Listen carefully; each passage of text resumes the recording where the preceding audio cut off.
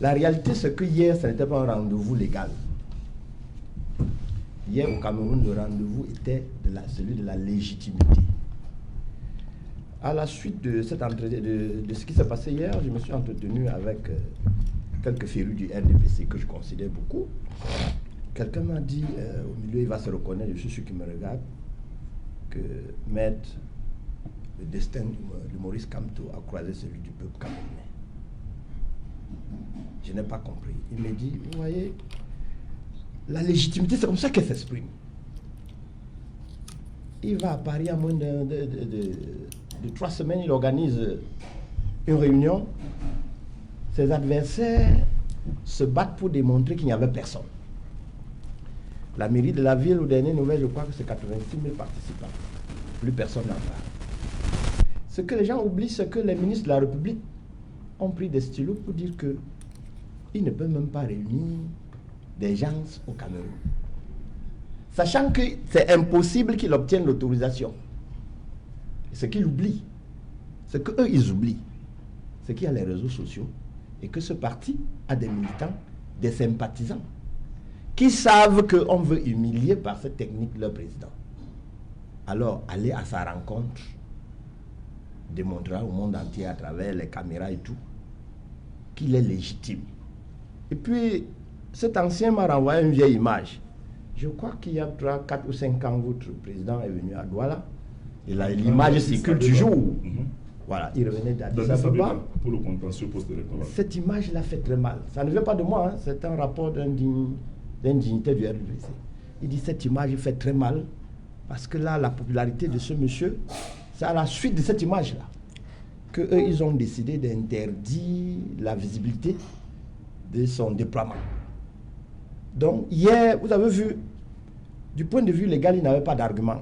Ça a commencé par le préfet, qui de façon alambiquée a paralysé l'activité de ceux qu'eux-mêmes, ils ont dit qu'ils étaient leurs supporters numéro 1. Je crois que c'est le RDPC qui a dit qu'ils sont les patrons des bensikineurs. Oui. Alors, s'ils sont les patrons, les intimes des bensikineurs, pourquoi interdire leurs activités? Ça, c'est contradictoire. Deuxième chose, le chef de la police qui demande aussi d'infiltrer le MRC pour fragiliser la mobilisation. Cette communion-là. C'était dangereux. Vous voyez, c'était très dangereux. Et c'est où moi je vous ai dit, pour revenir au sujet, le retour de Maurice Kamto, paralysie de Douala, les pouvoirs publics font-ils la campagne du RDPC? Du MRC. Du MRC. Merci. Chacun a ses yeux pour regarder. Chacun a son cerveau pour comprendre. Maintenant, il va des intérêts. J'étais sur un plateau hier où j'étais entouré de presque 4 défenseurs du RDPC. Il y a un qui était particulièrement violent. Il a pris presque 8 minutes pour tirer sur le préfet. Pour dire que ce préfet, on doit le débarquer parce qu'il a aidé le MRC à faire sa publicité quand il ne fallait pas. Vous dites un défenseur du RDPC? Oui, c'est vrai. J'ai dit bien un défenseur. Vous pouvez regarder mon émission d'hier. Je ne veux pas citer, c'était sur un plateau concurrent. C'était Canal 2 chez Bouba. Monsieur Ronguiné a pris presque 8 minutes pour s'opposer à l'acte du préfet. J'étais obligé de lui dire que non. Il exécute les ordres. Le pauvre préfet n'a rien à y voir. C'est ceux qui s'embrouillent au sommet, ils sont pas nombreux. C'est ceux qui s'embrouillent au sommet qui lui ont dit non, paralyse la ville, empêche-le d'eux. Ensuite, ils ont tapé sur les doigts du patron de la police. Vous avez vu? Il y a une longue distance entre 2 ou 3 personnes qui veulent à tout prix frustrer l'éclosion de la démocratie dans ce pays, l'explosion de la démocratie dans ce pays. Par rapport, si vous prenez la gendarmerie, si vous prenez la police, entre ceux qui étaient sur le terrain et ceux qui étaient dans les climatiseurs pour les manipuler, c'était le jour et la nuit. Ceux qui étaient sur le terrain, j'ai dit, je loue parce que j'ai vu comment les gars allaient acheter de l'eau pour offrir à la police. Ça décolonise les mentalités sauvages. Pour celui qui a vu, il comprendra que ce n'est plus la politique à tout prix. C'est ce discours que nous voulons. En réalité, pour chuter, c'est un problème de la peur. L'argument politique utilisé de tout temps par le RDPC, qui est celui de la peur, est en train de perdre de toute sa substance.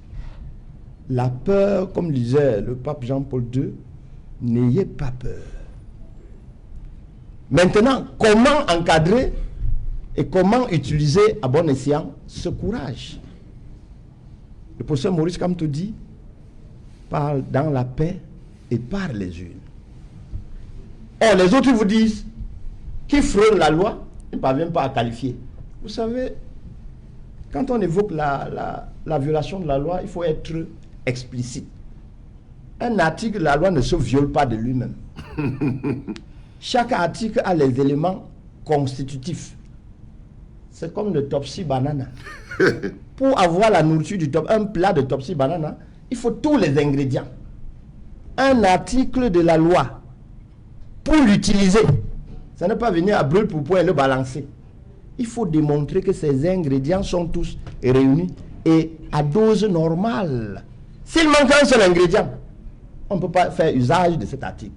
Et venir sommairement dire on a violé la loi. Non. Ça, c'est le droit du quartier. Celui qui évoque une loi sur ce tableau, sur ce plateau, un article de la loi, doit vous dire, parce que l'élément matériel, c'était ça. L'élément intentionnel, c'était ça. L'élément légal, c'était ça. Tant qu'il ne récite pas, dites-lui d'être concret. Votre tableau, c'est un tableau où, c'est un plateau où on vient expliquer. On ne vient pas débattre. Il faut le leur dire. Ce n'est pas les débats ici, c'est les explications. Parce que ceux qui nous regardent veulent comprendre. J'attends le prochain tour. Bonjour les enfants, c'est papa. Mon mur est un asile psychiatrique à ciel ouvert et ma salle d'attente est toujours bondée. Bienvenue à la clinique les enfants. Le destin de Maurice Kamto a croisé le destin du peuple camerounais. Voilà comment Augustin Gueffak explique l'alchimie qui existe en ce moment entre Maurice Kamto et le peuple camerounais. Voilà comment Augustin Gueffak explique l'amour profond qui existe en ce moment entre Maurice Kamto et le peuple camerounais.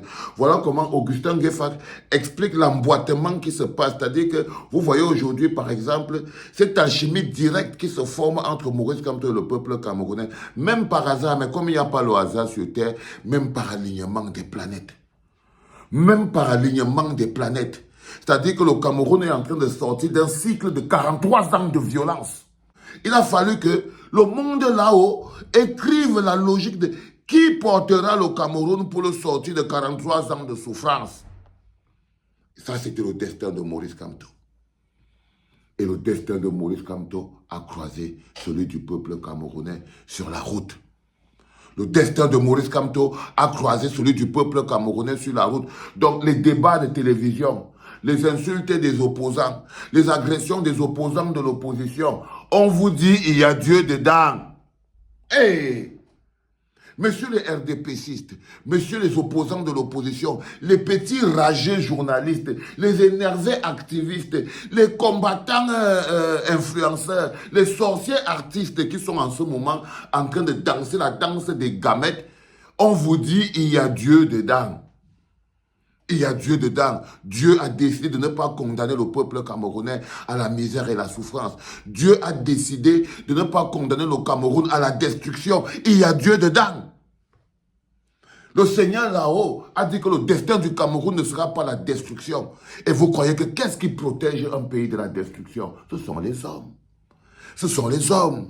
C'est un homme qui apparaît et qui fait le pont entre le pays et le peuple, qui fait le pont entre les institutions et le peuple, quand vous dites, je suis le messager de l'unité foncière du Cameroun, c'est-à-dire qu'il est profondément attaché à l'unité des Camerounais, à l'union entre Camerounais. C'est ça qu'on appelle l'unité foncière du Cameroun. Toute la terre, le peuple, le territoire, les êtres humains. Je suis le ciment, c'est aussi ce que ça veut dire. Je suis le béton, le ciment sur lequel est coulée notre unité. Unité nationale. Il y a des choses qui ne sont que bibliques. Qui ne sont que bibliques, spirituelles. C'est pour ça qu'on vous dit que le destin du Cameroun a croisé le destin de Maurice Kamto. Le destin du Cameroun n'était pas de s'écrouler. C'était peut-être de souffrir. C'était peut-être d'apprendre à la dure parce qu'il fallait construire ce peuple. Parce qu'il fallait construire ce peuple. Et ce peuple, comme je vous le dis toujours, se construit à la souffrance. Qu'est-ce que je n'ai pas expliqué ici à la clinique? La notion de peuple, un peuple se construit dans la douleur et la souffrance. C'est dans la douleur et la souffrance que le peuple naît. C'est-à-dire que c'est d'abord des populations qui ensemble se rendent compte qu'ils sont traités comme des populations, ils sont divisés, ils sont appauvris, ils sont écrasés. Ils commencent à comprendre que non, c'est les divisions qui les fragilisent. C'est comme ça que le peuple se construit. Les populations tombent d'abord d'accord que, hey, c'est quoi ce petit pouvoir qui ne faut que maintenir 30 millions de Camerounais en captivité? On comprend que non, c'est la division qui les a fragilisés. C'est-à-dire que pour bien diviser le pays en tribus et en sous-tribus, en régions et en sous-régions, en ethnie et en sous-ethnie, il a commencé à semer la graine de la haine et la division région par région, à opposer les Camerounais les uns les autres pour faire 42 ans de pouvoir. Tu repères le virus qui ronge notre bien-être et notre cohésion. C'est la division organisée par Paul Biya. Alors tu comprends que c'est ça que tu dois combattre. C'est ça que tu dois combattre. Tu dois tuer les divisions. C'est là où le peuple commence à travailler. Les petites divisions commencent à s'arrêter. La souffrance commence à nous unir.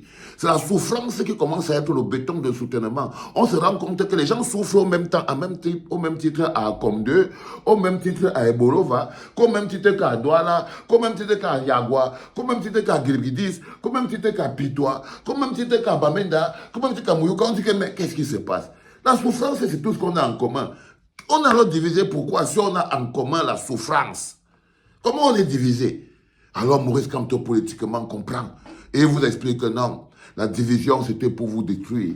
Et au jour d'aujourd'hui, je suis l'unité foncière du peuple camerounais. Je suis le socle, je suis le projet, je suis l'idée d'une union de tous les Camerounais autour de l'idéal du Cameroun. C'est ça. C'est ça la vérité. Et c'est pour ça quand on vous dit donc le destin de Maurice Kamto a croisé celui du peuple camerounais, parce que le destin du Cameroun, c'était de se réunir.